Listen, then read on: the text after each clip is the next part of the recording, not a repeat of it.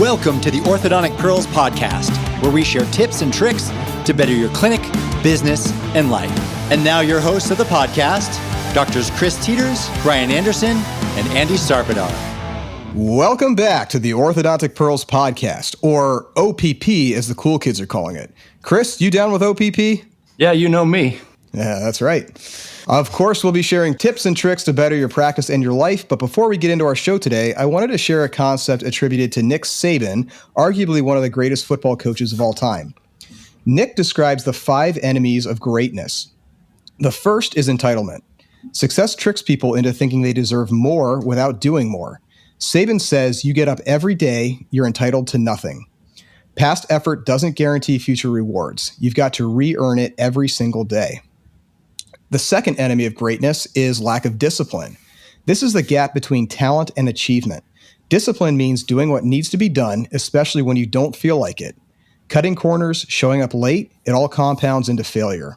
Everything starts with discipline. Then there's circumstances over vision.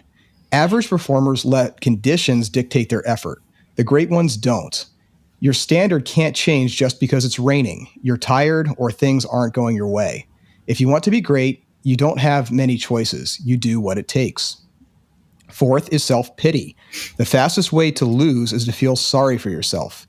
Saban doesn't allow excuses or complaints, just the next play. Self-pity kills accountability and momentum. And finally, complacency, maybe the deadliest one. The moment you think you've arrived, you start to decline. Champions turn into ex-champions when they stop staying hungry. Hunger and humility have to outlast success. That's the essence of Saban's philosophy. Greatness isn't a trophy you keep. It's something you defend every day through discipline, accountability, and vision. Well, today on the show, we have with us a guest who really does embody all of these core principles that we just discussed. We're happy to welcome Geoff Sudit to the show. How are you doing today, Geoff? More or less, I'd say. More or less. I know Geoff well. Yeah, that's right. No, I'm doing okay. That's deep for me to say. I think I'm going on like an hour or 2 of sleep last night. I'm not a huge coffee drinker, but we had OSHA training in our office yesterday. Until 1 or 2 in the morning? Well, is there anything that screams multiple cups of coffee more than OSHA training? You know, I mean, honestly, we have this. If you have a second for a quick story, we have the same trainer every year, Pam, and like she's lovely. She knows I have a ton of respect for her, but she loves coming to us because she knows that I kind of start cracking up during her presentation at times, like uncontrollably. So I let me preface by saying, we follow all the rules, probably more than most, but you think about like restaurants, right? We go to restaurants and we drink the water right from the faucet, and we, put the silverware in our mouth, and, it's probably dipped in dirty water. But, for us, we in our practices, if there's a mouth mirror that's opened, and there's an instrument that touches a patient's mouth, we have to put it in like a covered red, neon lit container and bring it to an area where there's a label on there that's equivalent to, like, if you touch this, it's like ooze from Ninja Turtles. Yeah, right. It's like ooze from Ninja Turtles. You're going to turn into a rodent that lives in a sewer, but at least you'll know karate. That sounds kind of cool, actually. I want to go to that office. Right. I'd love to be a fly on the wall in these OSHA boardrooms when they come up with, what they want to do. I picture Adam Sandler, like comedians, like, next year we're going to tell them to take their clothes off and do a load of laundry between every patient and see if we get them to do it. I don't know. Maybe it's just me. So change your clothes like you change your gloves. Yeah, right. Right. Longest answer to how you're doing. I didn't sleep a lot last night, so I'm high on caffeine, worried about becoming a Ninja Turtle. That's how I'm doing. How are you doing, Andy? Love that. I'm not worried about becoming a Ninja Turtle. I think that would be awesome. That was a dream I had as a kid. I was told as a kid that if you ate that Ninja Turtle cereal, you would turn into a Ninja Turtle, and I ate a ton of it. Really, all it did was make me fat. But at any rate, so for those of you who don't know Dr. Sudit, where do we start, Geoff? You're obviously a practice owner. You founded Mint Orthodontics out there in Minnesota. Which city in Minnesota is that? Minneapolis, Minnesota. We're in technically in the city. Yep. Yep. Good for you. But he's also an entrepreneur. He got his entrepreneurial start kind of earlier in life than most of us. In fact, he and his wife, Liz, who has a marketing degree, correct? Correct. Marketing and business. Yeah. Marketing and business. You founded a few companies together. One of the most famous is Bright Referral. That won the Ortho Innovator Award 2024, was it? 2023? I think it was 2023. Yes. 23. That sounds about right. Yep. Which is a really cool product. And now Retain as well. That's your newest business. So we'll talk about all that today. And you're obviously involved in many aspects of the profession. You're very heavy into digital orthodontics, pretty much digital everything as it pertains to a business. We'll let you tell your story a little bit about your background there and, how you became interested in entrepreneurship. So, where did that first start?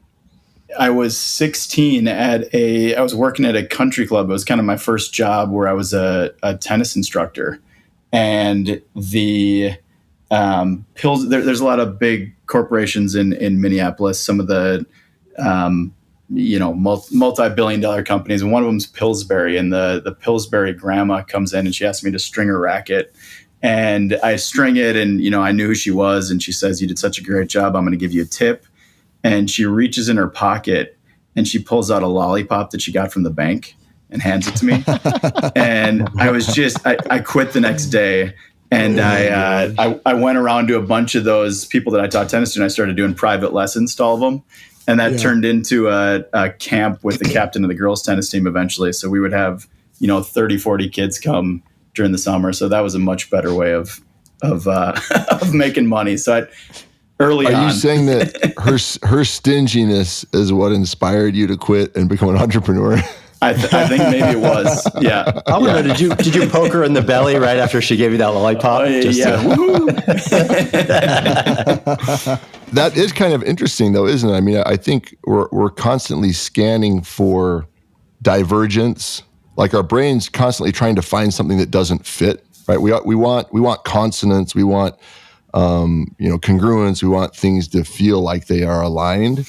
And so I think when you observe something like that, okay, because I worked at a grocery store when I was 15. And pretty much the only job I had growing up that wasn't an entrepreneurial job was this job when I was 15.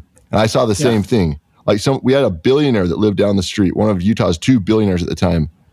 And anyway, long story short, I just remember sometimes seeing behavior or things like from them that you think, what, they gave someone like a 10-cent tip, like for walking their groceries out to their car. You stay a billionaire, Brian. Like, what the heck? Yeah, that's right. Anyway, it's just kind of interesting, of course.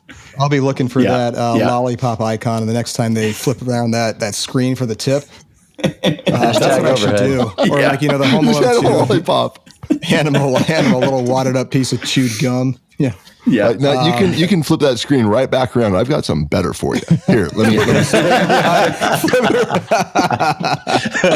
Oh man. It's going to ask you 2 questions. I'm not in the mood for answering questions today. You flip that right around. I've gotten something really great for you. Yeah. If I answer this survey that you're forcing on me, you better give me a tip or at least a lollipop. Right. You guys all went to residency together at University of Minnesota, or you were there around the same time, but you weren't co-residents, right? Like, how many years apart were you guys? Yeah, these guys were 1 year above me. So we overlapped for a year, which was, I don't know about you guys. It all kind of comes back to Brent Larson, in my opinion, right? He was kind of our mentor and led the program. And, to me, I know you guys know him well.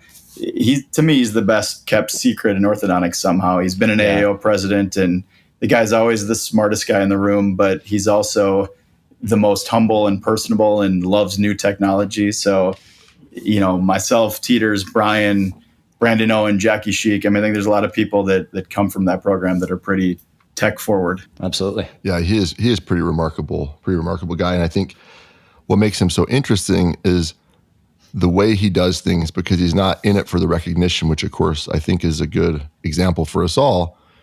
He's in it to get things done, and of course that's inspiring, and he gets stuff done. And I think that's why you said, he's the best kept secret, so to speak, because he's not in it for recognition or accolades, which is he's just a pretty unique, remarkable guy. Absolutely. So any stories you guys have together? Did you guys go out like cow tipping or whatever it is you do in Minnesota, like in your free time? Oh man. To me, residency was a blur. Like I had my first daughter, and I had other businesses at the time, and like it was. I mean, I love seeing you guys every day, but it was just kind of like a whirlwind. I don't know. And your class was so tightly knit that you guys had activities and things like that, but we would see each other every day, and it was always a lot of fun. Yeah. Yeah. I just I think the program there is great, and one thing that I always thought was cool about you, Geoff, is you're very amiable, likable, friendly guy, can talk to just about anybody and have, a good, solid conversation with just about anybody. And you were also entrepreneurial even then. I think you were like a DJ for like bar mitzvahs or something like that. I remember talking to you about it. I was like, wait, you're doing what this weekend? Because I was like in the lab, like looking at TMJ, like CBCT's TMJ slices, for as part of my master's degree. And I remember thinking that was really cool. Like, okay, like here's somebody who is hustling and in residency is identifying, niche opportunities where there's a void or there's a need that needs to be filled, and sure. You stepping in and getting it done. I think I got a real appreciation for that, in residency. And of course, you've done that in your career as well. Was it bar mitzvahs? What was it? DJ stuff? Right? We're going right into the DJ days, huh? Yeah, we had at one point we had 28 employees, and we could do 3 parties a night. It was mitzvahs and super sweet 16s like you saw on MTV, and weddings and clubs. And I joke about I think the DJ years trained me to manage chaos, right? Multiple things going on at once, managing employees, keeping the rhythm going, reading the room. It's not that different from running a practice or launching startups, just fewer strobe lights and glow sticks and fog machines. But that could make for a fun D-Bond day. Why don't we get this guy to DJ for one of the Pearls parties, like in between the relapse concerts or something, or like the intro, he could be sweet. We should have those light up t-shirts. Remember we won the t-shirt contest because you had those light up t-shirts that went with the music. That could be incredible. I'm very retired, but if anyone can pull me out of a retirement, it could be you guys. We'll see. All right, The G I was actually the spin doctor, but there you go, right on, man. Yeah.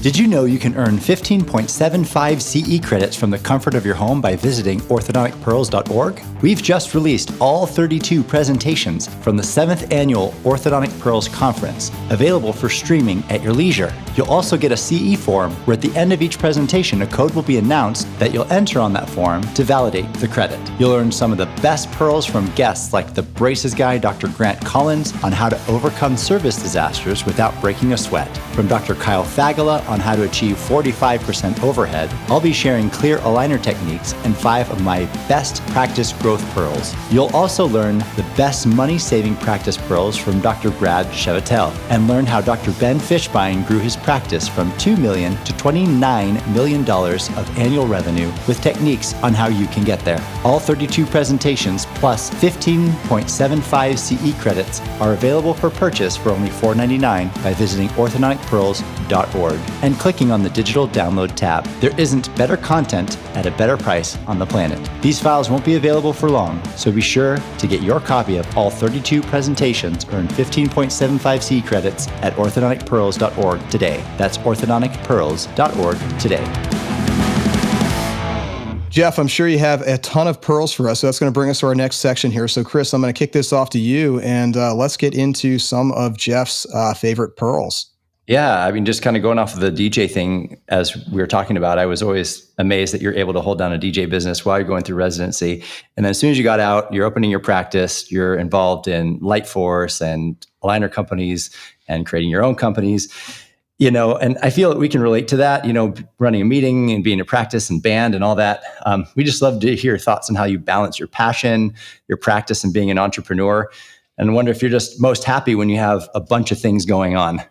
versus just, let's say, one singular, I'm just going to focus on my practice. It seems like there's certain types where, I'm happiest when I'm in like 5-6 different things. And, how do you juggle all that? And what's the means to your end with that, so to speak? Wow, good question. Does anyone really have a single endeavor anymore? I'd hate to be that person. It sounds peaceful and dull. I think I get energy from variety. I wish I could tell you it's all, part of some master plan, but the truth is I'm happiest when I'm building, probably multiple things, usually all at once. I would say that to answer the first part of your question, it's kind of energy management and, not just time management. Mm-hmm. I'm probably I'm most fulfilled when I'm creating, like I said, whether that's a new patient experience in Mint or scaling SaaS solutions like Retain and Bright Referral. I think, clear lanes, kind of keep me grounded in each one. Mint, it's patient excellence, and Retain, it's scalable systems. Bright Referral for innovation, those kind of things. 10 different hats in 10 different companies. You pretty much have a singular hat in each company, so to speak, and try to be as efficient as you can within that lane, you're saying? Yeah, I think so. I mean, look, it all blends together. And from a time efficiency standpoint, what I do in my practice is I block off 2 to 2.5 hours every day that I call lunch. It's not actually lunch. It's, meetings on different things I've got going on. So it kind of keeps me focused and in my lane. Otherwise it would just get too chaotic. Mm-hmm. It's awesome. So the aim of Orthodontic Pearls in both the meeting and podcast is quick, actionable pearls that our listeners can implement into their practice on Monday. Could you give us maybe 5 of your top pearls for an orthodontist looking to grow their practice? Wow, 5. 5 or more, Jeff. It's okay. No, I got it. 3.5 pearls. Are you an overachiever or not? Come on, man. All right, here we go. Perfect the patient experience. If it's not worth talking about, don't do it. I've got all these lectures on being remarkable, Seth Godin's Purple Cow thing. So for sure, perfect the patient experience. Digitize everything. Eventually, remove the friction from your practice with, pun intended there. So that's number 2. I would say. So you're a Damon guy, it sounds like. Yeah, I actually was for a while. Number 3, I would say build a brand, not a logo. I'm sure we can talk more about that. 4, empower your team. Right. I mean, that's not all that creative, but it culture drives growth, and I firmly believe that. And then measure and iterate, and this kind of goes with digitizing everything. What gets measured improves, right? Because you can dive into it. So is that 5? I think I got it. That is 5. You got that on 2 hours of sleep. Impressive. Well done. So remote monitoring and going all digital is a concept that many of our colleagues have embraced, like Jackie Sheik, Brian Lockhart. In which ways has your practice changed moving from traditional to digital? So that's a good question. I don't think digital orthodontics replaces connection. I think it scales it. So, DM remote monitoring lets us meet patients where they live. It's about reducing the number of appointments because that's what's convenient for the patient and their family, all while maintaining consistent care, oftentimes better care in my opinion, but adding convenience that fits modern life. Sure. And one of your endeavors I happen to think is genius is Bright Referral, the idea of tapping a card to capture a lead. I think it's resonated really well with some of the younger doctors because I've used it. But I'm finding that most, especially the older docs, prefer the traditional pen and paper. So what ways have you been able to convert, let's say, referring doctors to a more technologically advanced system and give up their ironclad way of the doctor slip? Doctors, I think they get lazy and they get systematic. What ways have you do you suggest to your users on how to get them to switch over to something like Bright Referral? I think that's a really good question. I think in the early days when it was just Liz and I think that was a common thing where, orthos would drop off cards. And for those that don't know, Bright Referrals, we digitized the referral process. So we had tap a card or use a QR code, and we can talk more about that in a minute. But it eliminates the paper referral pad, and we kind of analyze the 3 parties involved in a referral, and we kind of try to benefit all of them. So in the early days with Liz and I, people would drop off cards and say, this is our new referral system, and talk about why it's great for them. And there was a lower utilization rate, I think, for GPs. Now it's about asking them what their processes are. So now we have integration specialists and success managers and people that really help. So issue has gone away. And the reason that's gone away is we don't go in talking about what's in it for you as the orthodontist. It's only a solution for them. So start by having a conversation that kind of pokes holes in their referral process. So for example, like when you dive into the specifics, when you ask most practices what they do with a referral, like get real specific, and they say 95% of it, it's something like the GP wants to refer a patient. So the assistant or hygienist goes to the drawer where they keep the referral pads. They look up the name of the patient in the practice management software. They then write on the paper the patient's name. They bring it back to the doctor who signs it or makes any changes. That same assistant then brings it to the front desk where someone takes a picture or scans it and saves it in the cloud, which is wildly non-HIPAA compliant, by the way. It saves it on their desktop. They then upload it to their practice management software, and then finally they bring the paper back to the patient. And that sounds wildly ridiculous, but a lot of us still probably do that when we refer to other people in our practice. And now you say, all right, I can replace all of that with a tap or a scan. So you make it for them and their benefit, and it becomes a win for them. Nice. One thing, if I could just interject there, just like some of my own experience with Bright Referral. We actually had a friend of ours who's a pediatric dentist who was, said he was referring, but we just weren't really seeing very much, maybe like a trickling coming in every month. And, we're out to dinner, just a casual dinner, had nothing to do with business. And had a few drinks, and, he started asking me, like, how many patients do you think I refer to you a month? And I was like, I don't know, maybe a handful, like less than 5. And he's like, I was sending 20 patients to you last month. And he's like, the fact that you don't know that is disturbing to me. And he kind of put me on the spot, and I'm like, yeah, well, how are you referring these guys? Because they're clearly not coming in. Yeah. And anyway, this was right after I had talked to Geoff. Must have been at the AAO or something like that, or maybe right before that. But I was looking for an office to try this out with, and I said, hey, there's this new technology out there that could track this very accurately. And it would make it so that every referral is accounted for. Is this something you'd be willing to try? And he was excited about it. And it was like, I was kind of skeptical because I thought he's just pulling my leg, just trying to, but after we implemented this, immediately I saw 20 referrals the next month, and that like sustained for a while. It was incredible that this was coming through. And in doing that, when that referral happens, it now puts it back on you to get the patient in the office rather than not knowing that it happened. And we've got some really, really cool data that we have from Bright Referral now that it's, out there in so many practices. And there was actually some cool research that was, we read into, and it's 40% of referrals. It's an estimate, obviously, because no one knows exactly, but we think that 40% of referrals that happen by word of mouth or paper referral just don't show up in your practice, whether they don't schedule or for sure.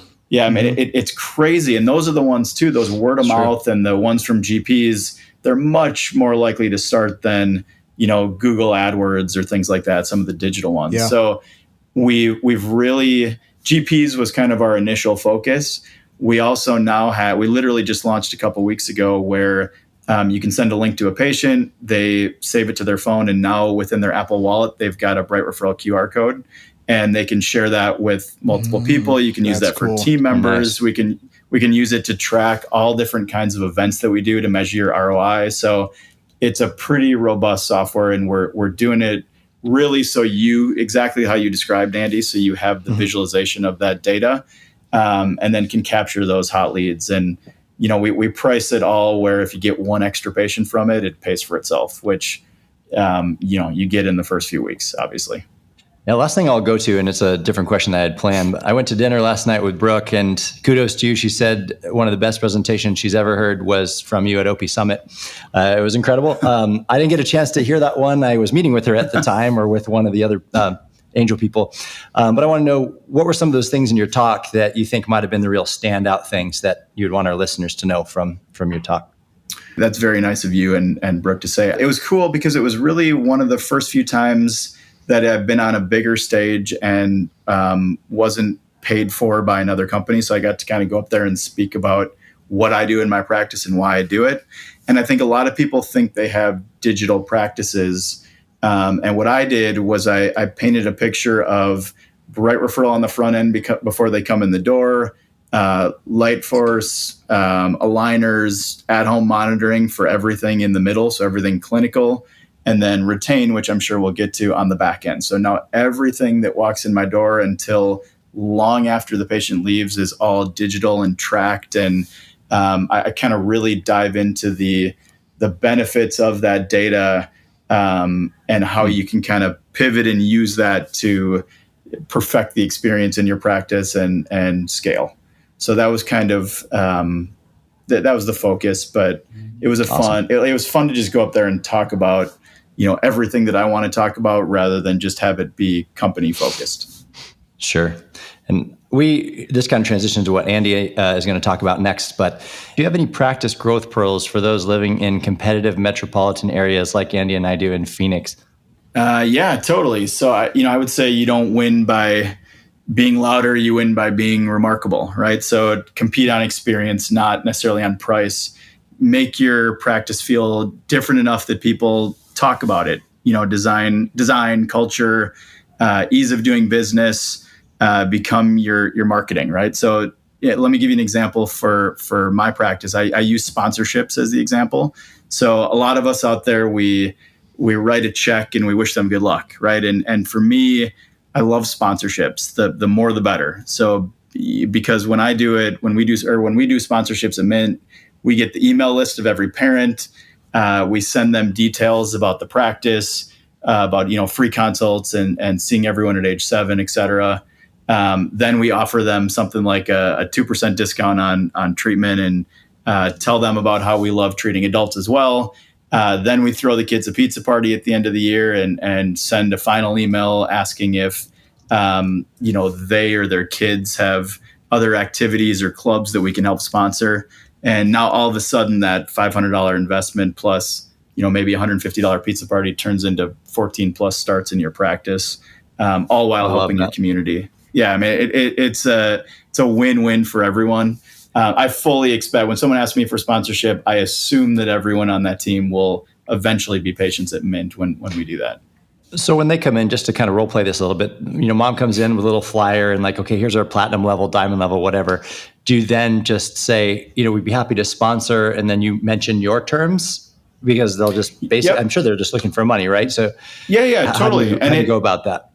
That's exactly right. And we've got a list of things that we ask for, and we say 100%, we're going to write you a check for whatever you need. We just ask for the email list of everyone on the team so we can send them some info, and we take it from there. And then we ask when the last, game or practice is. We'd love to throw them a pizza party. There's things like fun runs where we show up with tables and we hand out coffee to everyone. And, I think it's more being a part of the team and the community rather than just writing that check, because writing the check, absolutely, I don't think pays off in the long run. Mm-hmm. Love that. Do you feel all digital and the systems that you have would apply in this type of setting as well?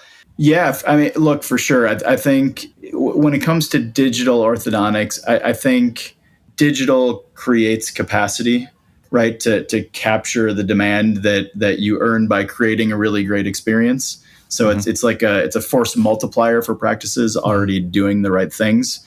I don't think it's necessarily, a revenue generator until you build up that brand recognition.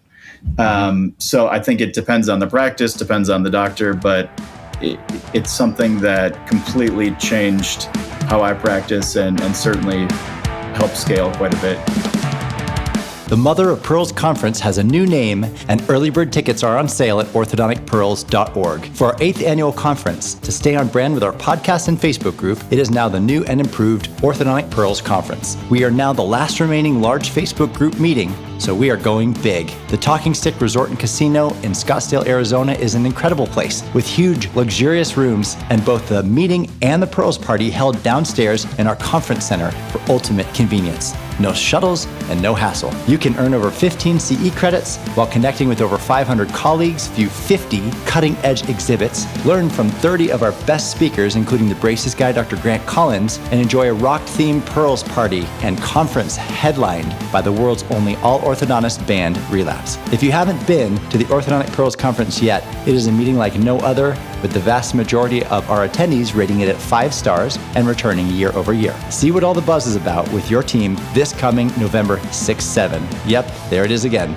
6-7 for the most incredible conference, party, and gathering in our profession. Early bird tickets are on sale now and prices are about to go up, so be sure to lock in your best price by registering at orthodonticpearls.org today. That's with you and your team at orthodonticpearls.org today.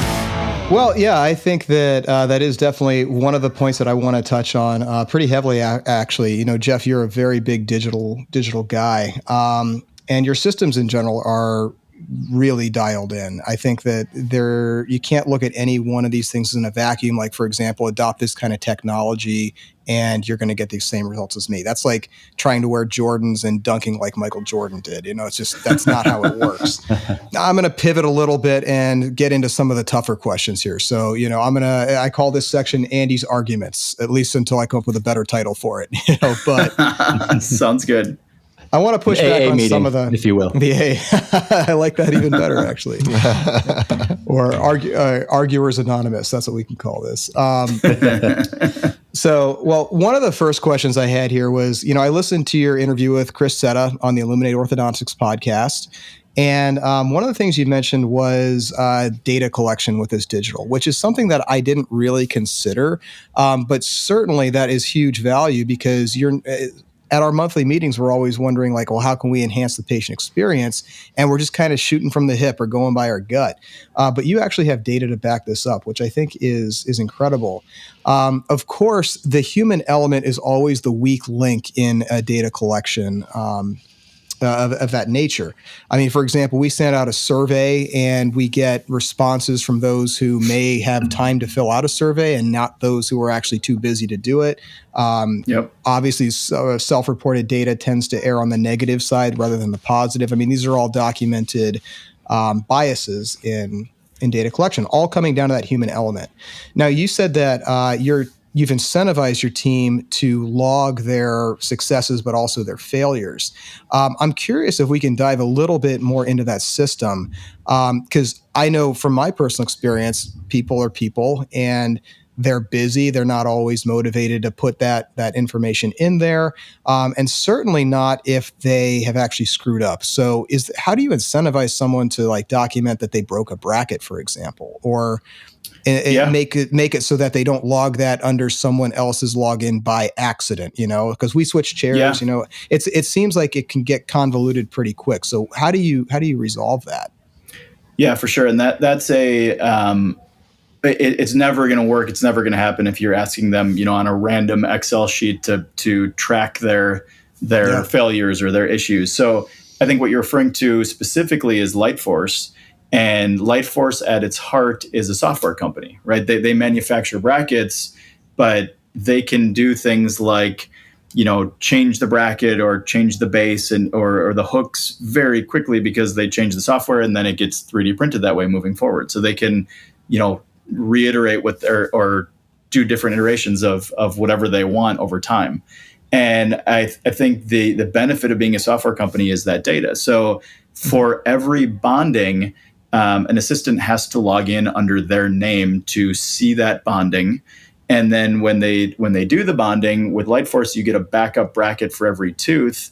And if they have to use that backup bracket, meaning a bracket didn't stick at bonding, or even over the first 90 days of treatment, it tracks if we use that bracket and it relates back to whoever did that bonding, who logged in under that name. So I get data every month of what my debond rate is over the first several months of a case.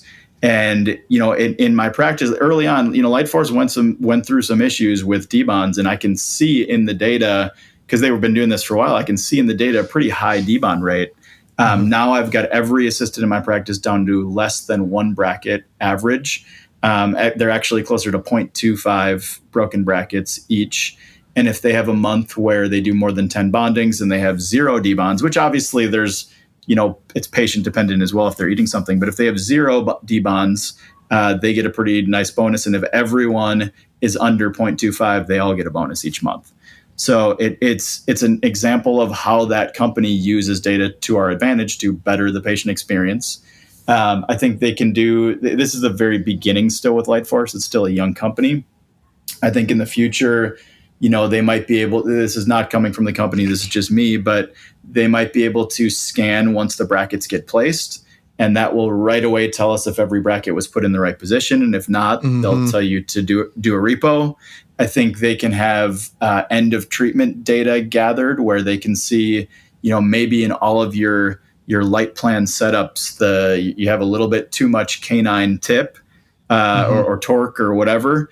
And they can start to use AI and give you setups that are better equipped for what kind of results you get. So I think the data is endless with these software companies. As long as they're using it for good and helping us to therefore help the patients, it's a win. Absolutely. Yeah. And again, that's one of those things that you don't necessarily think of when it comes to digital efficiency is that data mining and the information it gives you to take the right action for your practice. So really interesting stuff. Another thing that jumped out at me was your 4-page list that you made while you were starting up your practice of all the things that irritated you about the doctor's office. I'm guessing getting a lollipop at the end of your appointment was on that list. So there's no lollipops at Mint Orthodontics. Maybe a mint. Right. Do you get mints at the end? At any rate, give us like a handful of maybe the most unique ideas you had on that list. Not the ones that are the most obvious, but the ones that maybe people wouldn't think of as those pain points. And then tell us how were you able to solve those in Mint Orthodontics? Well, I think, stepping back, we often design offices and protocols around our convenience, right? Not necessarily the patient's lives. And when we built Mint, and I say we, my wife Liz never worked for the practice, but she was obviously heavily involved with all the decision-making and design. And I ran everything by her at the beginning for sure. So we built it around solving every annoyance we personally felt from visiting a traditional doctor's office, from, waiting rooms to payments and communication. Every detail mattered to me. And I truly believe that if you create a fantastic patient experience, the money and the success and revenue and everything comes with that. So I don't think we put ourselves in the patient's shoes often enough. So what I recommend to orthos out there is call your practice. Do you get put on hold? What's your on-hold music like? How hard is it to get scheduled for a new patient exam? What's your office communication or paperwork like? Walk through the front door. What's your waiting room feel like? What does it smell like? What does your TC room look like? Your bathrooms, what about those specific financials? Are you still tying them to patient treatment length? I think it's proven in our industry that patients default on a very low level. So to make it easier for them to get started. So I think it's really every aspect of your practice should be analyzed, and you're not going to go in there and change everything all at once, but put yourself in the patient's shoes every step of the way, and try to jump on that. So again, with my wife, we kind of came up with a list of things we don't like, but we also came up with experiences in other industries that we loved. And we kind of jotted those down and kind of added that to the list with Mint. There's a story that I told in that lecture that Chris was referring to from OP Summit, which, by the way, if anyone's interested in seeing the lecture, I have a YouTube version of it. So shoot me an email at the end or reach out to these guys and I can send it out to anyone. But we could probably put that link in our show notes. Yeah. Let's do it. For $9.99, they get access. Yeah, that's right. It's actually free. You just have to put your name and email and then that's it. One of the stories I told was that we empower our team for those wow moments. And this was kind of based off of Aveda's Daymakers. Okay, so we had this patient come in who, she was a cat. I can't tell this long story. I'm more of a dog person than a cat person. And she comes in and, she's dressed in all black because she's a cat lady and she's got fur all over her and her eyes were all red and like swollen. She was tearing up. And I asked her what was wrong, and she had lost her cat of 19 years And she described him as her best friend. See, and you did that perfectly, Andy. You said, oh, for me, I'm like, I don't really care. To me, it's like an opportunity to get a dog, right? But my team member heard this, right? Right. So my team member heard this, and they slacked Ashley at the front desk, and Ashley knows what to do. She ordered flowers from our local flower shop that was delivered to the patient's home. The patient goes to work, she comes home, she sees these flowers, and she proceeds to write the most fantastic review we've ever had about how it made her week. It's the first time she's smiled since losing this cat, and she's going to tell everyone she knows about how these people just care, which is true. I mean, and that's what we're going for, and that was my team that jumped on that. I joke in the future, we probably should just send her a puppy because she'll be better off, but. It's those kind of things that I think make that extra little difference. It's what a $35 investment that just shows how much we care. More my team than me, but we send groceries when someone's in the hospital or they lose a loved one. We hand out gift cards for big events and fun things. So we do all kinds of different things that make for a better experience. I was just remembering as you're telling that story that you are an INTJ by MBTI standards, which is the architect. It is INTJ, not ENTJ, right? Yes. No, you're giving off a lot of Kyle Fagler vibes right here. So totally, definitely an INTJ. I love it though. Okay, so let's talk about the benefits of efficiency. So you get your efficiency largely through your digital systems. But you're a large practice, and I know many of the speakers for these technologies, they're also large practices that grew bigger after adopting digital, but it's rare to hear of a startup going like all in on digital and then just having exponential growth. Certainly they exist, but it's on the rarer side, I would say. And I think one of the things I get when I go to these lectures is there's this implied cause and effect between digital adoption and practice growth. And I think one could make the argument that the efficiencies gained from digital allow you to manage unmet demand by creating an empty chair to accommodate that demand, as opposed to actually creating the demand itself. So it's like the difference between an efficiency gainer and an actual true marketing expense. So, we've both been in startup practices, and we know that the most expensive element of that startup is that empty chair. And it strikes me that sometimes digital is about creating that empty chair so that you can get more patients who need to come in. So, in your opinion, is digital orthodontics primarily designed for a high volume practice with unmet demand to squeeze more patients into that they are already getting? Or should this be viewed truly as a growth driver, as a marketing expense? Or maybe a culture driver, a value add? Or maybe is the answer somewhere in the middle? And if so, where is that line drawn? To me, there's no question early on, when you're talking first few years of a startup, invest in brand and experience first, right? That's what fills your chairs. Add tech once conversion is healthy. Tech amplifies momentum. It doesn't necessarily create it. But I think efficiency alone doesn't create demand. Digital creates capacity to capture that demand once you've earned it. And I think you said that it's a force multiplier for practices already doing the right things. So for me, I knew where my practice was going, and I probably jumped in with some of the tech a little bit too soon, but it worked out in my favor because I did grow the way that I wanted. I use the example of I was probably up to 65, 70 patients a day, and I started using Lightforce and at-home monitoring, and I dropped down to like 35 patients a day.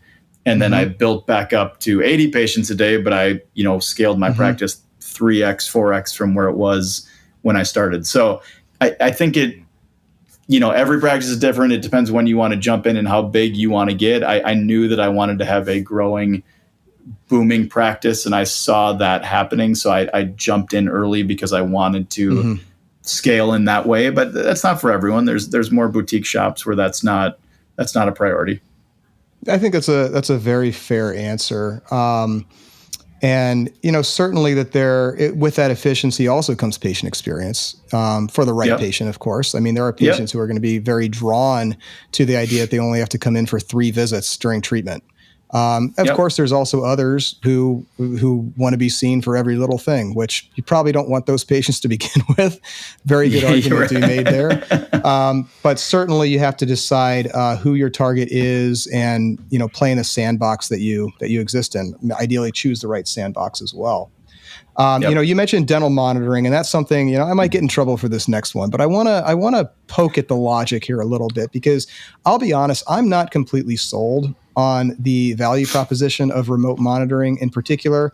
And I want to present my argument, and then I want to hear, maybe where I'm getting this wrong, or maybe where my head's not in the right place. But also, you have to keep in mind, my practice is about 95% braces. So I do understand that there's a lot of value if you're a very aligner heavy practice.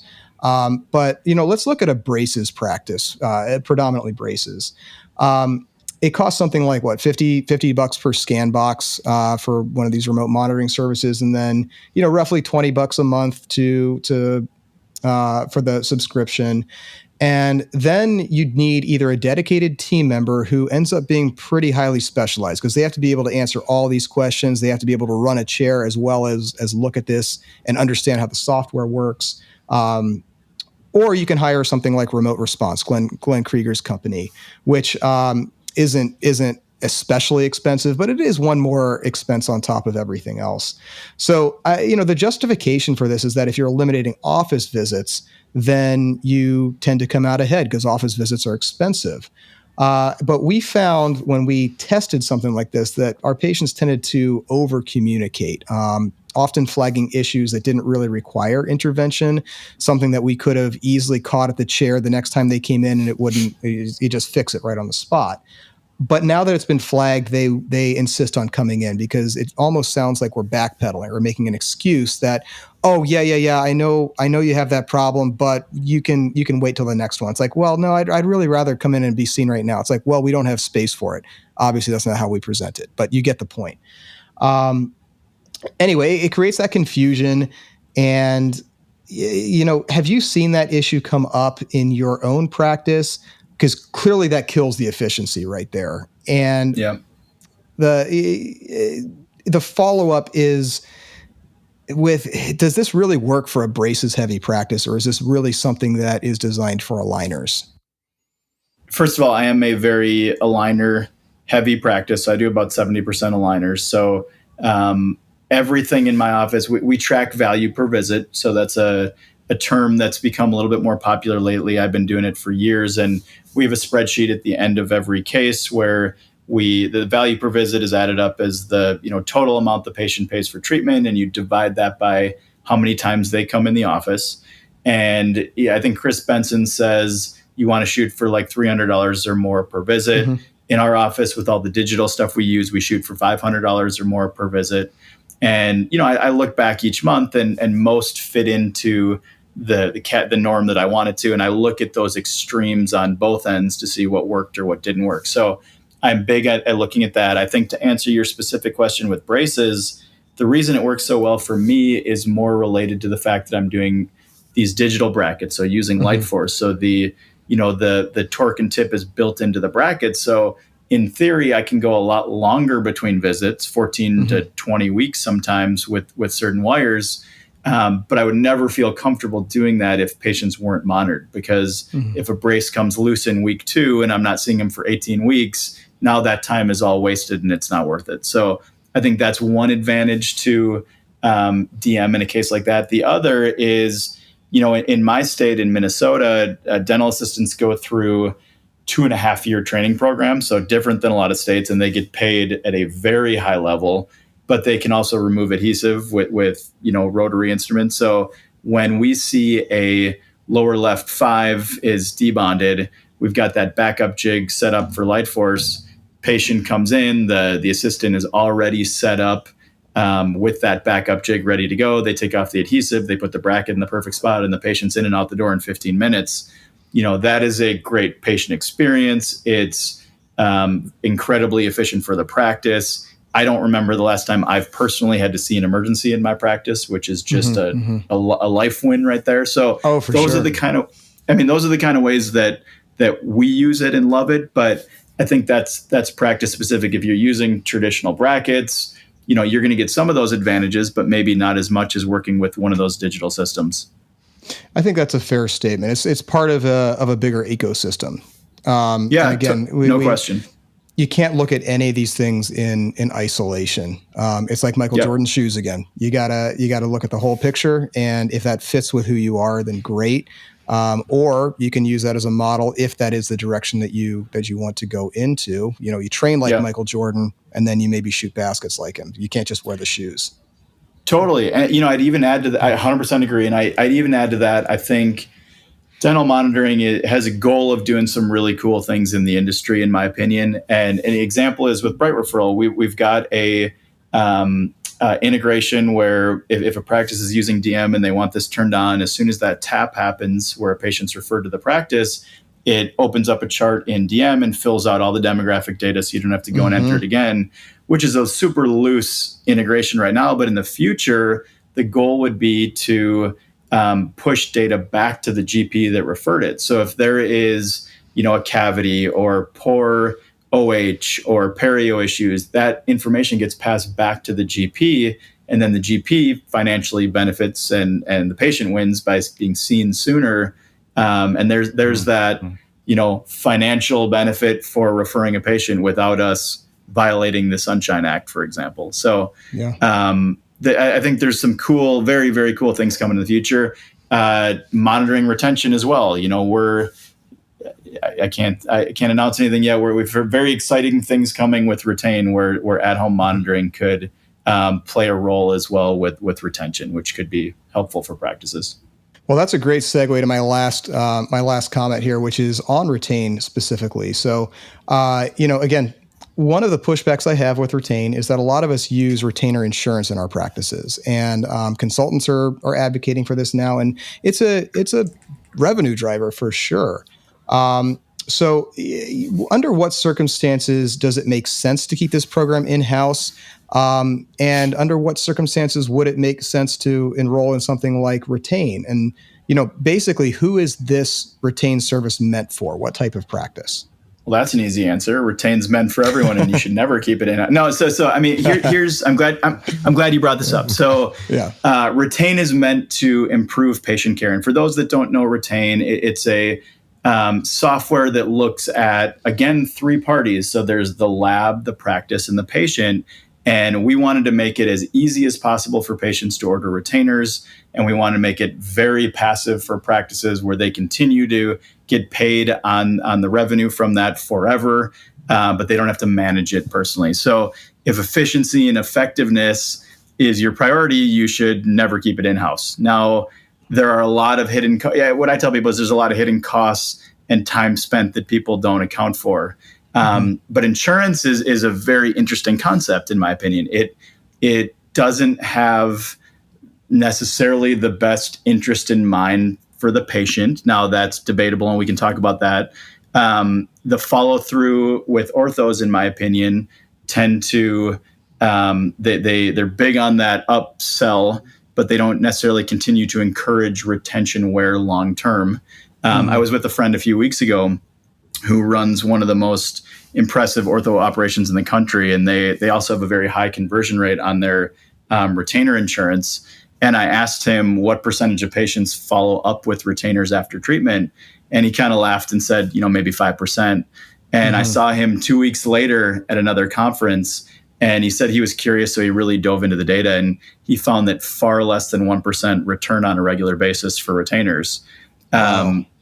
If a high percentage returned, it obviously wouldn't make sense to offer an insurance program because there'd be a big time suck.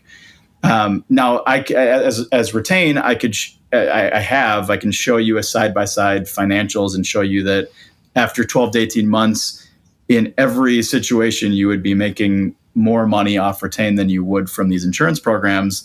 But people either don't want to take that initial hit on their P&L, or they need that initial cash boost from an insurance program. And we know these financials, by the way, because we now have data over the past 20 months that shows that patients on average order 2.5 sets of retainers per year. And we have a less than 4% churn rate year over year, meaning 96% of patients who sign up for Retain stay on the platform year over year. And that's because we as Retain are a CRM company that also makes retainers. So we keep people wearing their retainers and occasionally ordering more. But obviously, retainer insurance programs are popular. So what we do as Retain, being that we are a flexible software company, is we set up practices with 2 accounts essentially. So one for patients that sign up for your insurance program. And when they do that, you guys keep all of that money. So there's no change.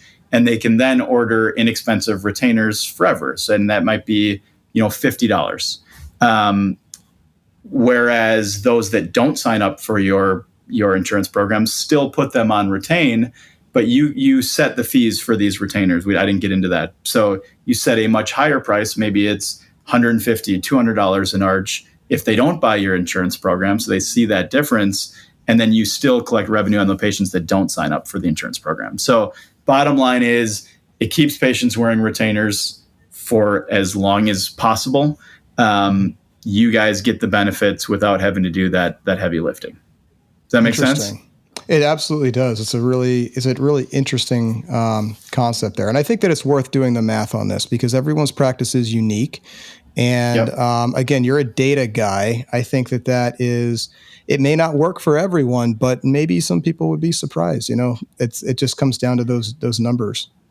Totally. And like I said, we built it to be super flexible with whatever you're doing. So if you want to use Retain for the first retainer, you pay $30 a retainer, and that's the only time you pay Retain. There's no lab bill. When patients decide to buy new retainers, they pay for it, and you just collect the revenue, and we handle the fit issues and the manufacturing and shipping and everything else. So I pretty much any type of retention system or process you've got going on, we built the software to be flexible enough to plug and play with whatever you've got going on to turn it into a win for you. Did you know you can earn 15.75 CE credits from the comfort of your home by visiting orthodonticpearls.org? We've just released all 32 presentations from the 7th Annual Orthodontic Pearls Conference, available for streaming at your leisure. You'll also get a CE form where at the end of each presentation, a code will be announced that you'll enter on that form to validate the credit. You'll learn some of the best pearls from guests like the braces guy, Dr. Grant Collins, on how to overcome service disasters without breaking a sweat. From Dr. Kyle Fagala on how to achieve 45% overhead, I'll be sharing clear aligner techniques and 5 of my best practice growth pearls. You'll also learn the best money-saving practice pearls from Dr. Brad Chevatel and learn how Dr. Ben Fishbein grew his practice from $2 million to $29 million of annual revenue with techniques on how you can get there. All 32 presentations plus 15.75 CE credits are available for purchase for only $4.99 by visiting orthodonticpearls.org and clicking on the digital download tab. There isn't better content at a better price on the planet. These files won't be available for long, so be sure to get your copy of all 32 presentations, earn 15.75 CE credits at orthodonticpearls.org today. That's orthodonticpearls.org today. You're clearly an innovator, and I really respect everything that you've done. We are going to go into our final section now, where we're going to kick it off to Dr. Brian Anderson for what I am going to affectionately call Brian's Brain Twisters. So, Brian, let's talk some philosophy, life practice. It's yours, man. You know it. You know it, man. You know it. And Geoff, it's great to have you on. As I mentioned, I've really admired you in certain ways, from residency, and have always admired your ability to be balanced. And you've talked about that, I think here, where you're talking about the emotional connection, like patient experience, right? Patient experience, the emotional side of the human being. What do we do? Let's put ourselves in other people's shoes. Let's put ourselves in the patient's shoes. Rather than what we want to sell, what do they want to buy, right? So you're exploring that side. And of course, and that's more right-brained, right hemisphere thinking. And then, of course, you're very into the left brain, the logic, the data. What is this actually, teaching us? What patterns are we seeing? So I think you do a great job of integrating those two. And so I think that's why, of course, you're a great friend and somebody that's interesting to have on the podcast. One thing I want to mention really quick, and just to kind of summarize some of the things that have been discussed. You mentioned relationship. You talked about how digital allows you to scale relationship, but it doesn't replace it, was one thing you said, which I thought was really interesting. Another thing you mentioned was you said tech amplifies connection, it doesn't create it. So to me, you're describing here that balance between right and left hemispheres, between logic and reason, and emotion and creativity, that you recognize there needs to be a human element connecting with a person. And then, but how can we do that efficiently? How can we do that effectively? So I think those are interesting things.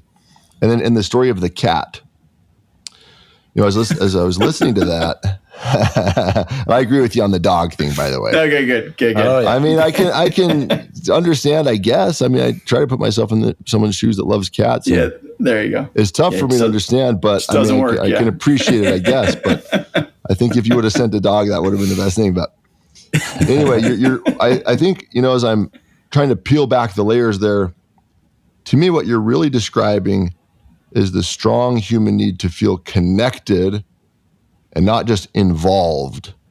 Like you talked about how one of your assistants heard this patient describing their experience, and then she messaged up on Slack, I think you said, to the front desk. And the front desk, boom, just called, ordered the stuff. So I thought that was interesting, and I want to ask, how do you do that with your team? How do you get them to buy into this bigger purpose, number one, of being connected?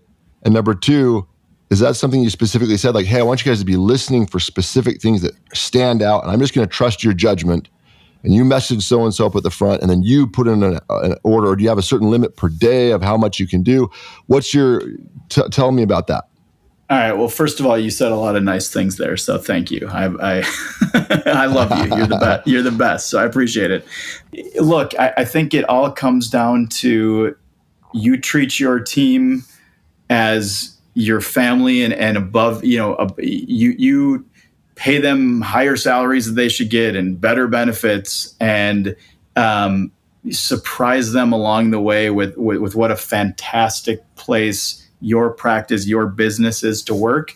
And that trickles down, right? So that they see how they get treated and they want to pass that on to other people. So I think that's part of it. If you run a, tight ship that is, they get reprimanded more often than they get praised and rewarded, I think that's a hard thing to pass on to your patients, because that trickles down as well.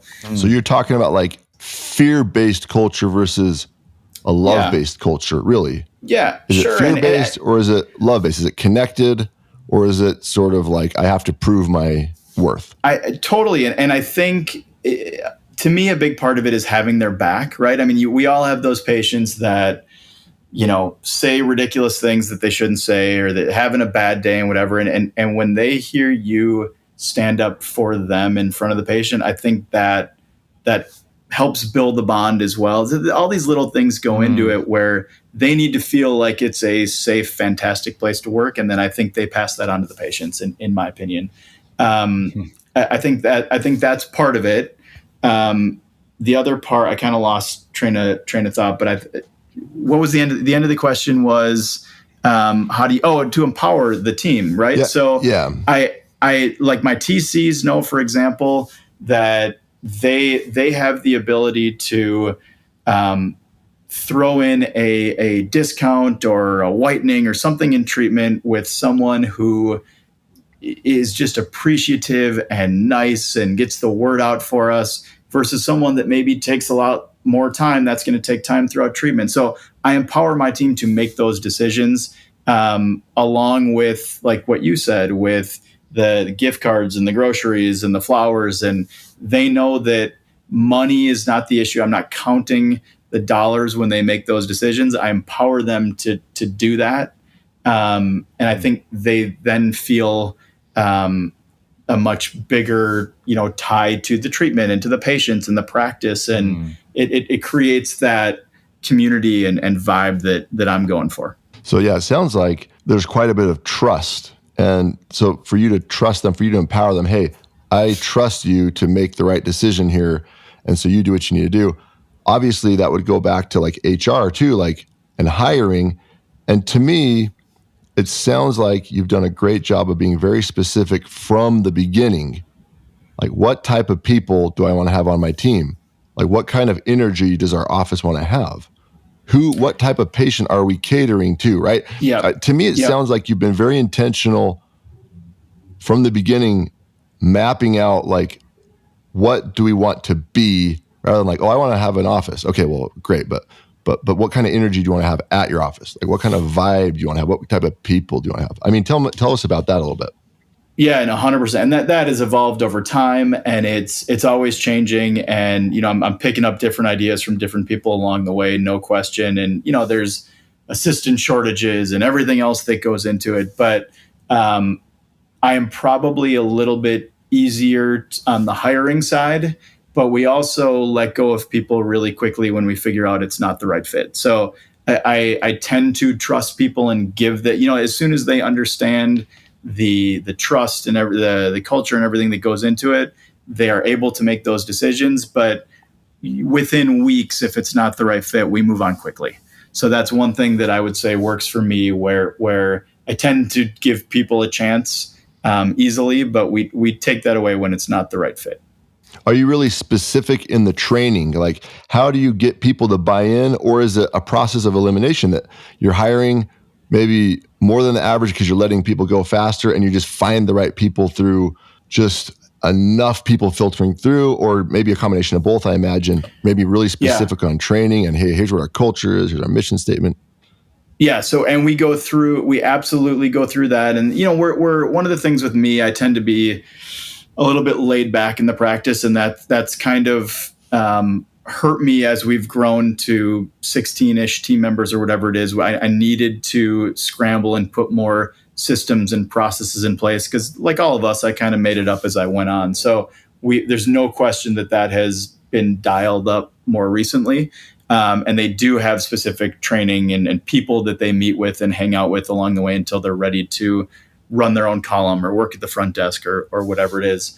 So yeah, I think, yes, it's training them the right way. I think there is no better hire than a word of mouth recommendation from, another team member or a patient. Yes. There is I don't even need to interview someone if my team member says they've worked with them for years and they love them somewhere else. That's a no-brainer hire. Now, we need to make sure over the first few weeks that it's the right fit, obviously, but people near you trust, that's the easiest way to do it. And again, we give bonuses to help with that, and we ask the team to look like that. I certainly never try to poach people away from other doctors. That's not what I'm trying to do, but I want people around me that I trust. I think you nailed that when you lean but into that. You do incentivize them to poach people though, right? You definitely like, hey, I'll give you like $500 if you can steal some away from my biggest competitor. Yeah, I don't do that. We do financially give them some benefits for finding people, but I always call friends. If someone reaches out for a job that's at a practice nearby, I call them and we have conversations and let them know they're looking and things like that. So that's just no. Good, of course I tease. Yeah. Of course I tease. But I think I think it sounds to me like you've done such a great job of creating a brand, and you talked about that. Create a brand, not a logo. That part of your culture is branding. Like, okay, here's who we are. We're connected. We're fun. We're also, serious. We care about results. Again, I think you've done a great job of like catering to this energetic, fun, open person, right? Someone who's generally open, who's going to be generally positive, but also like cares about results. So again, I think it's very intentional in that. And I imagine that part of the training is just like people knowing the brand and knowing like, hey, here's what's acceptable. Here's like what we're aiming for in our office. So then, obviously that makes it easier to, in some ways, to hire or fire, because you see like, well, this just doesn't fit our vibe. Yeah, no, totally. And 100% yes. And I'm glad you brought up results as well, because it's so easy to talk about the marketing and the fun and the culture and everything else in the practice and how digital you are. And sometimes you can get painted as someone who doesn't strive for great results. To me, results was literally the number one thing when I was opening my doors. Because it's moral, right? I mean, I lose sleep over cases that don't finish the way that I want them to. So that's number one. But two, when you're talking about that ultimate patient experience, if you aren't creating great results, nothing kills a practice reputation like people walking out the door with teeth that, so it's why they're there. Yeah, it's why they're there. Like I usually tell patients in the new patient exam, I'm like, listen, you're here for great results. You're not here for aligners or for braces. Nobody wants aligners or braces. They might say they do. What they actually want is a great result that's convenient and aesthetic and, whatever. So it's true that like you have to have the result. Of don't, then it's just fluff that eventually just is not sustainable. Totally. Just dies. Yep. 100% agree. Now, something else I wanted to touch on, Geoff, is, of course, you're an entrepreneur, and I've always admired that about you, that you have, this real knack for identifying a need and then finding a convenient way to have that need fulfilled. So I'm curious, because it seems like so often entrepreneurial people are more open, they're more sort of free-spirited, like maybe ADHD tendency, like quick attention and maybe hyperfixation, but then difficult to like sustain, and I know that's how I am more. Of course, these are generalizations, but they tend to be true. Shocker. Real shocker. Yeah. No, so I'm curious, like, how have you managed to hold that tension together? And I do remember one time you mentioned Liz, which I think is important, strategic marriages or strategic partnerships. But I guess the first question is, number one, have you managed to develop this discipline and like execution yourself, or is that something you outsource mainly?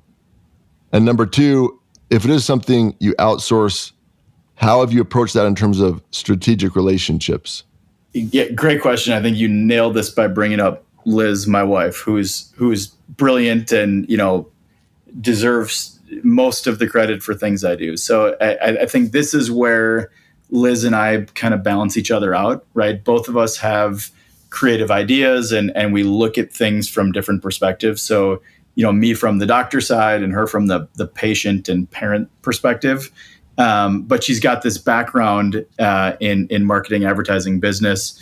So she's got this, unique knack to look at a product like Bright Referral and Retain and make it seem wicked easy when the software in the back end is actually crazy detailed and took years to develop and practice. So I think we protect creative time by delegating and batching certain operations. There's no question.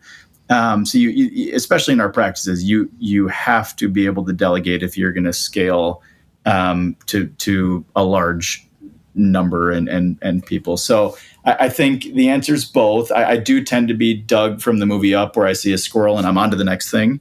There's no question. But I think staying in something long enough and focusing on that problem is huge. Now, the other part of what you asked is, how do you stay focused with that? And to me, a lot of people think of, you've got this idea and then you have to execute it. But really along the way, it's you've got this idea and then there's a million issues and complaints and questions that pop up. And each one of those requires a solution and a change and a pivot that, creates a new system or safeguard or something along the way. So I think it's kind of looking at it from a micro perspective and thinking about those wins to stay focused and stay with it. Does that make sense? Yeah. So it's like a living, evolving thing that you're constantly like, it's a new situation. Rather see it as a new thing, basically is what I'm picking up. Yeah. Right. Yeah. You're always going to have some things changing, pivoting, rather than being bored with it. Like, oh, well, this is just a stupid idea that I had 6 months ago. Yeah, totally. Yeah. All right. And then, to kind of wrap up my segment, the older I get, the more I believe in the power of the seed, that you want to plant the seed rather than just focusing on like the fruit, right? Yeah. So like mindset to me is like a seed. If you have the right mindset, if you can develop the right mindset, then a lot of great action springs out of that. Rather than focusing on all these actions like way down the line, like, oh, I want to have this action. I want to get good at this thing. I'm curious about mindset. So you live in Minnesota. Chris and I did our residency there. The older I get, the more difficult winters are for me. So this is a practical question, honestly. Like slogging through those long, cold, dark Minnesota winters, how do you do that and stay sane? And I say that because, again, like I'm thinking like, gosh, I understand snowbirds now. Like I don't think I ever really appreciated that. But now like I could totally see the appeal in like retiring and moving somewhere where it's warm year round. I mean, what do you do? Do you have rituals? Do you have habits? Not Arizona, Brian. We're full. Yes. No, I go to Mexico for winter break. No, I think to answer which we do, which is fantastic. But to answer that question, I think you live in warm weather places, right? I practiced in Austin. I went to University of Texas, and I practiced in Austin, Texas for 3 years. And I think you're in those warm weather places, and then you go into cold, and it's like that's when you have that mindset.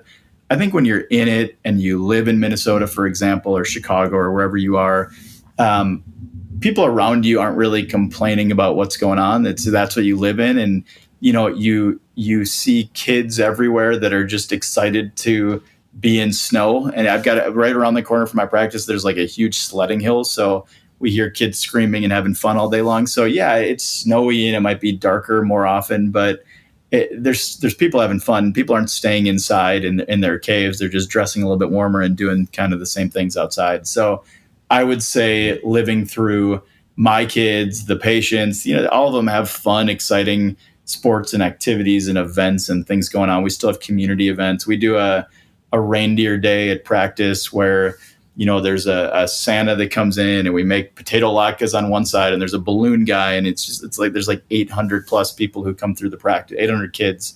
So I would say just like everywhere else, we just have kind of a tweaked mindset on what day to day is. And we just dress a little warmer. Well, that's very pragmatic, man. That's very, very pragmatic. I think that's a good way to handle things. I guess just focus on the positive. Don't worry about things you can't change. You can't change the weather, but what can you change? Well, you can change how you approach it. You can change your attitude toward it. You can still look for ways to have fun in it rather than just be miserable. Yep. No, that sucks. No question. You're gonna actually get into the hard stuff. That's right. All right. Or just move, Brian. That's an option. Well, I guess one last thing that I wanted just to touch on, and I'm curious. I think a lot of us orthodontists have things in common. And it seems like a lot of us like to be busy. We like, Chris touched on this at the beginning. Of course, Geoff, you've touched on it. We like to have, our hands in different things and have different problems to solve. The older I'm getting, the more I'm actually appreciating stillness and contemplation, though. And I don't know that I really appreciated that before. I think I kind of feared it, and so I would avoid it, and I'd find ways to make myself busy. I'm curious, have you had anything like that? And not that you need to or someone has to.